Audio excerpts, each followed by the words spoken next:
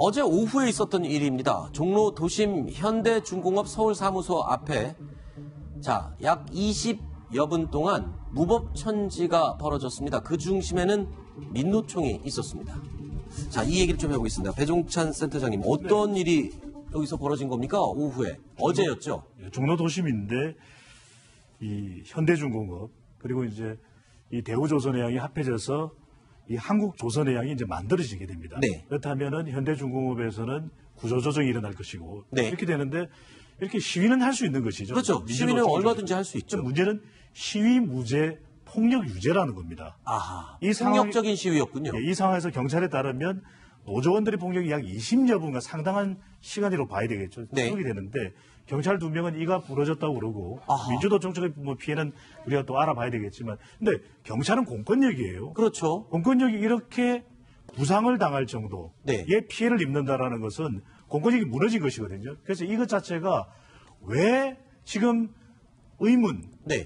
국민들이 궁금해하는 것은 왜 경찰 공권력이 민주노총에 약한가, 약한 모습을 보이고 있는가 이게 아하. 궁금한 거죠. 그렇죠. 그게 어쩌면 더 중요한 포인트가 될 수도 있겠죠. 이재명 차장. 예. 시위의 진압이 아니라 시위를 이제 에스코트나 안내하기 위해서, 관리하기 위해서 나간 경찰이 이 시위대의 폭행을 당해서 경찰이 치아가 부러졌다. 이건 굉장히 중한 상황 아닌가요? 그렇죠. 2명이나 치아가 부러졌다 그러고 또 한 명은 끌려가서 한 50여 명에게 집단 린치를 당했다고 하고요. 그래서 사실상 이것은 어떤 그 집회 과정에서 우발적인 충돌을 볼 수 있는 게 아니라 그야말로 경찰들을 끄집어내서 민노총이 어떤 집단적으로 폭행을 했다 이렇게밖에 볼 수 없는 거죠. 네. 그리고 얼마 전에 이제 구로구 여경 논란이 있지 않았습니까? 그랬죠. 그러고 나서 바로 경찰이 물리력을 행사하면 바로 즉각 대응을 하겠다. 그래서 네. 쉽게 저쪽에서 상대가 물리력으로 그러니까 주먹으로 때리거나 하면 바로 테이저를 쏠 수 있도록 하겠다 얘기를 했었지만 사실 굉장히 민노총 앞에서 무기력한 공권력을 다시 네. 한번 확인한 게 아닌가 싶습니다. 민노총이 따가운 눈총을 받고 있는 것은요. 지금 보시는 이 장면, 이번 폭력 사태가 처음이 아니라는 겁니다. 지난 4월 3일이었죠. 국회의 벽을 훼손시켰던 바로 그 장면입니다. 아니 근데 소장님, 민노총의 시위가 왜 이렇게 자꾸 폭력적인 시위로 계속 이어지고 있는 거죠? 굳이 왜 자꾸 이렇게 폭력으로 가는 겁니까? 강한 주장이죠. 네. 민주노총의 요구가 지금 현 정부, 문재인 정부의 문재인 정부의 탄생에 상당히 기여를 했다고 생각을 하고 있거든요. 네. 그럼에도 불구하고 민주노총 또 이 노동계에서 주장하는 요구가 잘 안 받아들여집니다. 네. 그러다 보면 이 강한 주장에는 폭력이 동반되는데 그렇죠. 이제 일반 시민들이 궁금해하는 부분들이 이런 부분이에요. 왜 그런 노동계의 요구를 주장하는 것을 누가 뭐라 그러겠습니까? 네. 그런데 이런 이 폭력을 동반하는 행동에 대해서 왜 현 정부가 강한 음단의 조치를 못 내리는가? 왜? 그러니까 시위에 대한 요구사항은 별개로 하고라도 폭력에 대해서는 어떤 조직에서 야기시키는 폭력에 대해서라도 음단하고 공권력은 살아있어야 되는데 그렇죠. 현 정부가 민주노총에 대해서 조금 약한 모습을 보이는 것 아닌가? 아하. 왜 그럴까? 네. 지지 기반이라서 그럴까 하는 부분이 지금 이 부분에 대해서 응답해야 되는 것이겠죠. 네. 민주노총의 시위. 폭력 시위가 도를 넘었다는 지적이 국회에서도 터져 나왔습니다. 그런데 이 방점은요, 폭력 시위도 폭력 시위지만 공권력 훼손의 방점이 찍혔습니다. 민노총의 폭력 시위는 이미 선을 넘었습니다. 나라다운 나라에서 발생할 수 없는 일들이 자꾸 반복해서 발생하고 있습니다. 공권력 훼손을 이렇게 방기하는 나라는 후진국입니다. 이에 대해서 행안부 장관과 경찰청장은 책임을 져야 합니다.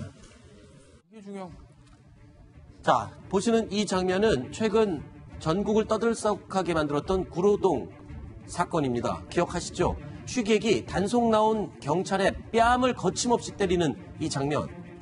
정말 참담한 상황인 것 같은데 조수진 부장. 네.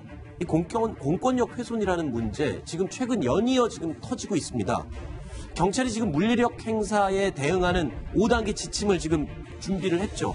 네, 준비는 했는데요. 네. 이번에 그 문제가 된 민주노총의 폭력 집회가요. 네. 바로 이 대상자 행동에 따른 물리력 행사 기준을 강화한다. 이 방침을 밝힌 바로 그날 터졌다는 거예요. 아하. 네. 그렇다면 이렇게 물리력 행사 기준을 상향 조정한다고 한들 과연 우리의 공권력이 제대로 설 수 있을까? 네. 이런 의문을 갖게 하는 거죠. 네, 그리고 또 한 가지는 지금 국회 앞 장면, 4월 3일에 국회 앞에서 폭력 시위 벌이면서 담장 무너뜨리고 경찰과 기자가 다치는 그런 모습 조금 전에 영상도 봤습니다. 네. 그런데 유독 민주노총에 대해서는 지금 모두 다 그냥 훈방 조치예요. 네. 이거는 문재인 정부가 굉장히 잘못하는 겁니다. 네. 지금 문정부 출범 이후에 민노총의 불법을 계속해서 묵인 방조하고 있습니다.